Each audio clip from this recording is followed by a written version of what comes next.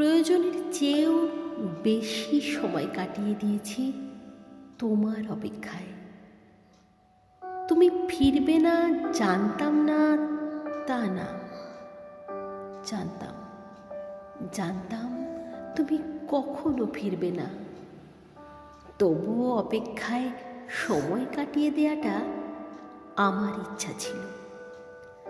তোমাকে হারাবার পর আবার নতুন করে কাউকে বিশ্বাস করব, নতুন করে আবার কাউকে ভালোবাসবো, তারপর আবার কোনো একদিন হারিয়ে ফেলব।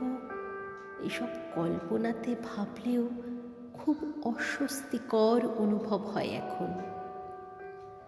এত মনোযোগ, এত আগ্রহ, এত চেষ্টা, আর দ্বিতীয়বার জীবনকে আনন্দিত করে তুলবে, পূর্বের অভিজ্ঞতা স্পষ্ট না বলে দেয়। তাই তুমি ফিরবে না জেনেও অপেক্ষা করে যাই, কারণ নতুন করে শুরু করার চেয়ে অপেক্ষা করা সহজ মনে হয়।